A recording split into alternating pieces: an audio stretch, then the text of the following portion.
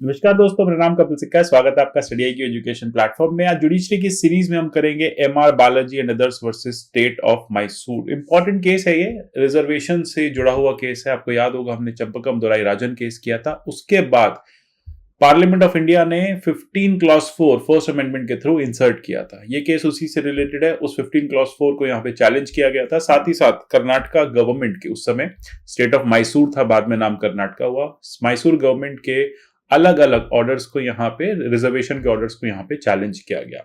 अगर आप state judiciary exams की प्रिपरेशन कर रहे हैं तो इसकी कोर्सेज आप हमारे यहाँ से परचेज कर सकते हैं। ये कोर्सेज प्रीलिम्स और मेंस दोनों को ध्यान में रखते हुए डिजाइन किए गए कोर्सेज बहुत इंपॉर्टेंट है आपकी प्रिपरेशन के लिए। नीचे डिस्क्रिप्शन में लिंक दिया हुआ है, वहां से आप परचेज कर सकते हैं। साथ ही साथ स्टडी IQ पे आप इन विभिन्न माध्यमों से हमसे जुड़ सकते हैं। आप मेरे जितनी भी वीडियोस आते हैं इन सबके PDF मेरे टेलीग्राम चैनल @कपिल लाइव से डाउनलोड कर सकते हैं। आप मुझे @कपिल सिक्का ट्विटर हैंडल पे भी फॉलो कर सकते हैं।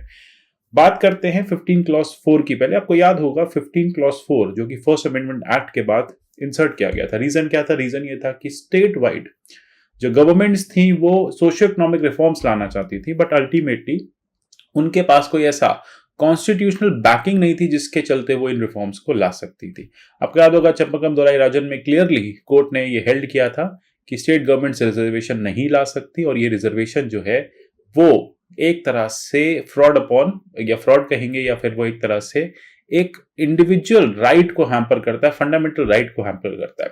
तो इसी के चलते पार्लियामेंट को एक्सप्लिसिटली 15 क्लॉज 4 लिखना पड़ा, और ये कहा गया कि जब जब स्टेट गवर्नमेंट्स को लगेगा, जब जब पार्लियामेंट को लगेगा, तो वो लॉ ऑफ रिजर्वेशन ले आएगी, या कुछ भी ऐसा एडवांसमेंट के लिए स्पेशल प्रोविजंस ले आएगी। जो टर्म यूज किया गया था वो था स्पेशल प्रोविजन।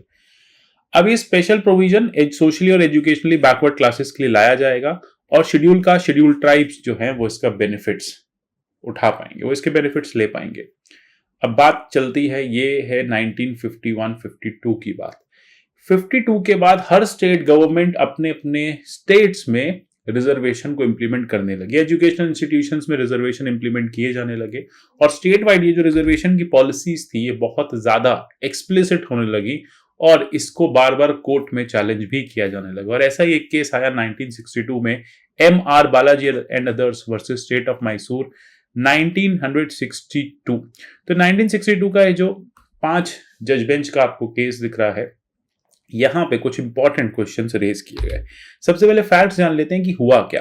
अब Mysore government, state of Mysore ने कुछ ऑर्डर्स निकाले, उसमें रिजर्वेशन देने की बात की। यह कहा गया 15 क्लॉज 4 में सीट्स को कॉलेजेस में, इंजीनियरिंग कॉलेजेस में, मेडिकल कॉलेजेस में, जो सरकारी स्कूल कॉलेजेस हैं मेडिकल और इंजीनियरिंग, वहां पे हम रिजर्वेशन के पैरामीटर को या प्रोविजन को लेके आ रहे हैं। साथ ही साथ ये कहा गया कि 75% सीट्स जो होंगी वो बैकवर्ड और SC STs शेड्यूल ट्राइब्स के लिए रिजर्व की जाएंगी। तो ये काफी ज्यादा था, और इनफैक्ट बस कास्ट के बेसिस पे सिर्फ ब्राह्मण कम्युनिटी को बाहर रख दिया गया, और उसके अलावा हर किसी कम्युनिटी को रिजर्वेशन में लाने की कोशिश की गई। इसको वापस से रिवाइज किया गया इस ऑर्डर को, और 68% फाइनली रिजर्वेशन जो है वो आया। यानी 68% जो रिजर्वेशन था वो बैकवर्ड और अदर बैकवर्ड क्लासेस के लिए रखा गया। तो यहाँ पे 2 क्लासेस भी बना दी गई कि एक अदर बैकवर्ड या एक बैकवर्ड क्लास होगी, और एक आपकी मोर बैकवर्ड क्लास होगी। तो ये more backward class MBC and BC, ये 2 तरह की क्लासेस भी बना दी गई।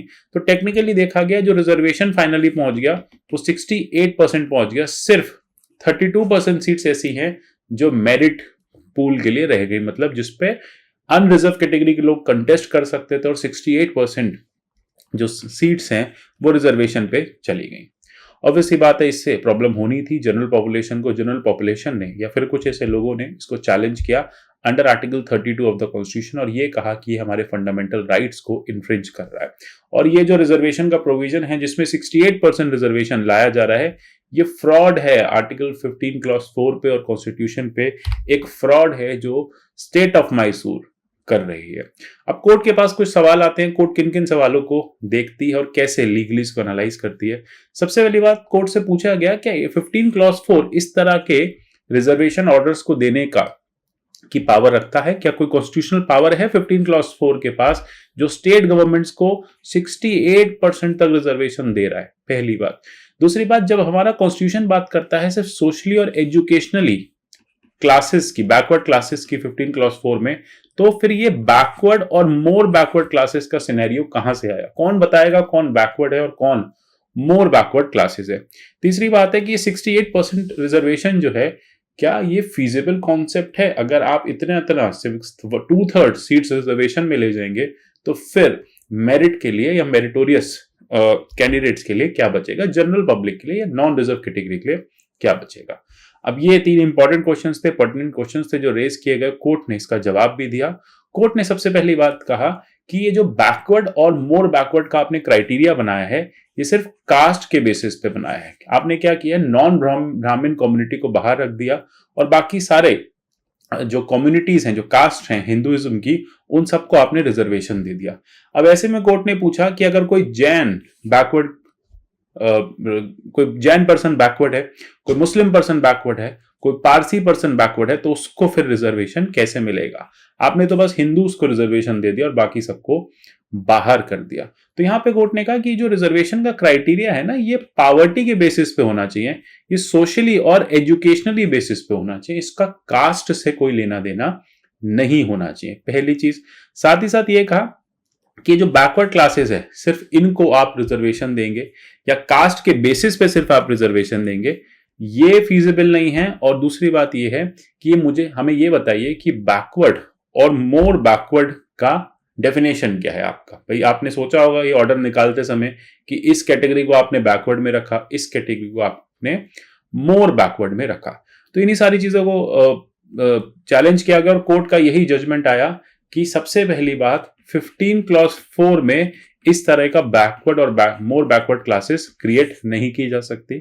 रिजर्वेशन सिर्फ सोशली और एजुकेशनली बैकवर्ड क्लासेस को दिया जाएगा, पहली बात। दूसरी बात यह है कि 68% रिजर्वेशन का तो सवाल उठता ही नहीं है। आपको रिजर्वेशन देना है एक माइनॉरिटी कम्युनिटी को, ठीक है?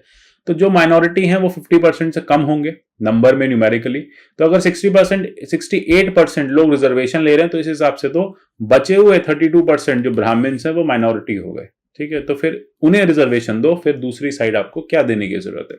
तो अल्टीमेटली कोर्ट ने पहली बार कैप लगा दिया कि किसी भी हाल में 50% से ज्यादा रिजर्वेशन नहीं दिया जाएगा। यही चीज इंदिरा साहनी केस में भी हम देखेंगे, एक सेपरेट वीडियो में हम देखेंगे कि वहां पे भी कोर्ट ने 50% के रूल को यूज किया। तो टेक्निकली ये बात उस समय 1962 में क्लियर कर दी गई कि 50% से ज्यादा रिजर्वेशन आप नहीं दे सकते।